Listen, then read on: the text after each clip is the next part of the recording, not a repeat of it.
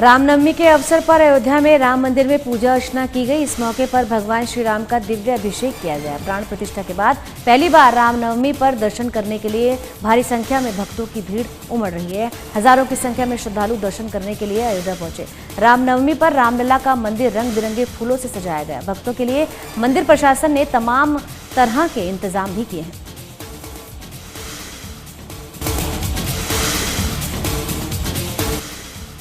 देश भर में रामनवमी मनाई जा रही है। अयोध्या राम मंदिर में लाखों की संख्या में श्रद्धालु पहुंच रहे हैं। रामलला के दर्शनों के लिए हजारों की संख्या में श्रद्धालु अयोध्या पहुंचे। वहीं पीएम नरेंद्र मोदी, राष्ट्रपति द्रौपदी मुर्मू ने देशवासियों को रामनवमी की शुभकामनाएं दी हैं। प्रधानमंत्री नरेंद्र मोदी ने ट्वीट करते हुए लिखा कि मुझे पूर्ण विश्वास है कि मर्यादा पुरुषोत्तम भगवान श्री राम का जीवन और उनके आदर्श विकसित भारत के निर्माण के सशक्त आधार बनेंगे।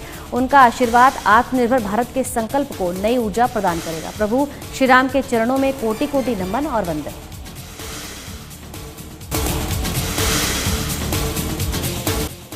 उत्तर प्रदेश के सीएम योगी आदित्यनाथ ने गोरखपुर में रामनवमी के दिन पूजा अर्चना की। रामनवमी के अवसर पर सीएम योगी ने कन्या पूजन किया। इसके साथ सभी कन्याओं के तिलक लगाकर उनके पैर धोए। सीएम योगी ने सभी कन्याओं को खाना खिलाया। मीडिया से रूबरू होते हुए देश और प्रदेश वासियों को रामनवमी की शुभकामनाएं भी दी और कहा कि रामनवमी तिथि पर राम के जन्म दिवस की भी तिथि है। ये तिथि रामनवमी के रूप में विख्यात हो गई।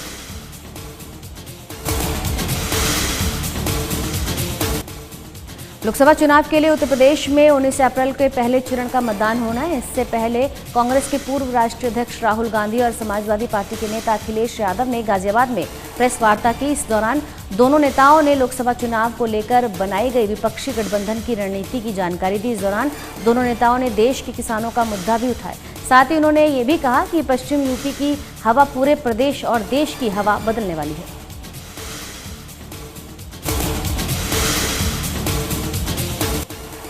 इसके साथ ही अखिलेश यादव ने आरोप लगाया कि सिर्फ पेपर लीक हो रहे हैं।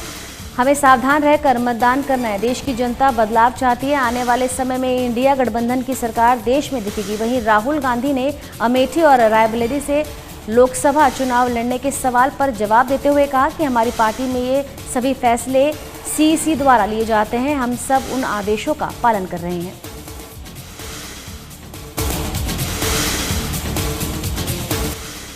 लोकसभा चुनाव को लेकर आम आदमी पार्टी ने वेबसाइट लॉन्च की है। संजय सिंह, अतिशी समेत कई नेताओं ने आम आदमी पार्टी के दिल्ली स्थित दफ्तर में संयुक्त प्रेस कॉन्फ्रेंस के दौरान पार्टी की वेबसाइट को लॉन्च किया। प्रेस कॉन्फ्रेंस के दौरान आप के राज्यसभा सांसद संजय सिंह ने केंद्र सरकार की नीतियों पर सवाल उठाए और अरविंद केजरीवाल की गिरफ्तारी पर भी प्रतिक्रिया दी। संजय सिंह ने कहा कि आबकारी नीति मामले में अरविंद केजरीवाल को साजिश के तहत फंसाया गया है। उनके खिलाफ कोई सबूत नहीं मिले हैं। साथ ही आप नेता अतिशी ने कहा कि दिल्ली में जनता के कम रोकने की साजिश की जा रही है, लेकिन आम आदमी पार्टी की सरकार दिल्ली वासियों के लिए लगातार काम करती रहेगी।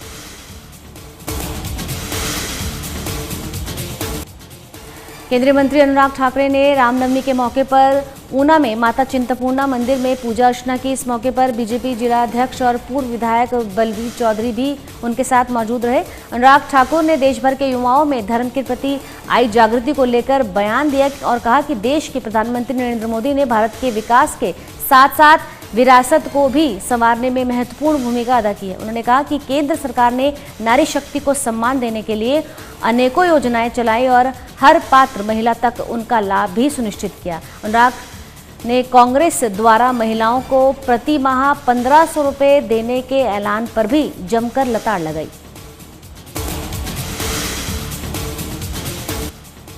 लोकसभा चुनाव को लेकर भारतीय जनता पार्टी की ओर लगातार तैयारियां की जा रही हैं।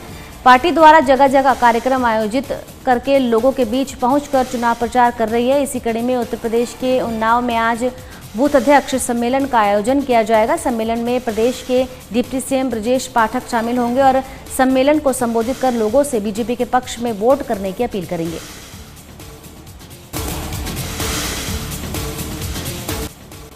सिरमौर जिला बीजेपी ने नाहन में एक प्रेस कॉन्फ्रेंस की, जिसमें प्रदेश सरकार पर महिलाओं की पेंशन योजना को लेकर कई आरोप लगाए। बीजेपी जिला अध्यक्ष विनय कुमार गुप्ता ने कहा कि प्रदेश की कांग्रेस सरकार लोकसभा चुनावों में फिर से महिलाओं को पेंशन के नाम पर बरगलाने में लगी हुई है। पहले कांग्रेस ने विधानसभा चुनाव में इसका फायदा उठाया, अब फिर से लोकसभा चुनाव से पहले भी पेंशन देने की बात की है, जिसके बजट का कोई प्रावधान नहीं है।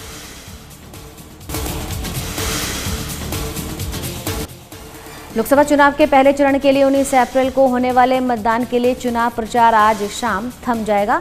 पहले चरण में 21 राज्यों को 102 लोकसभा सीटों के लिए वोट डाले जाएंगे। चुनाव आयोजन की ओर से जारी गाइडलाइंस के मुताबिक पहले चरण में जिन सीटों पर मतदान होने हैं वह चुनाव प्रचार 48 घंटे पहले शाम 4 बजे से 6 बजे के बीच अलग अलग समय पर समाप्त हो जाएंगे। आज शाम से सार्वजनिक सभा और जुलूस जैसे कई कार्यक्रमों पर रोक लगा दी जाएगी। पहले चरण में जिन 21 राज्यों में वोट डाले जाएंगे उनमें बिहार, उत्तर प्रदेश, मध्य प्रदेश, उत्तराखंड, पश्चिम बंगाल, छत्तीसगढ़ राज्य की सीटें भी शामिल हैं।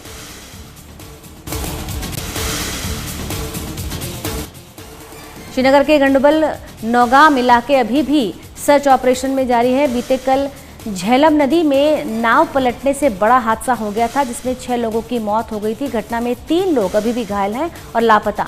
नाव में स्कूली बच्चों और मजदूरों समेत 19 लोग सवार थे। दुर्घटना के बाद से ही रेस्क्यू टीम ने सर्च ऑपरेशन शुरू कर दिया था। अधिकारियों का कहना है कि घटना के बाद से ही SDRF तैनात कर दी गए हैं। बारिश के कारण नदी का जलस्तर बढ़ा है।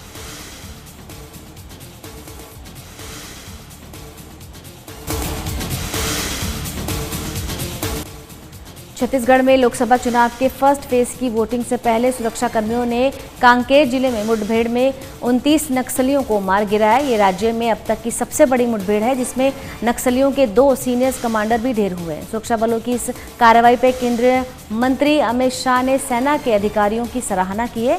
ASP मनीष ठाकुर ने कहना है कि बरामद सभी शवों को अस्पताल लाया गया है। नियमानुसार कार्रवाई की जा रही है। कुछ शवों की पहचान बाकी है। प्रशासन की टीम मौजूद है। मजिस्ट्रेट और FSL की टीम भी यही है।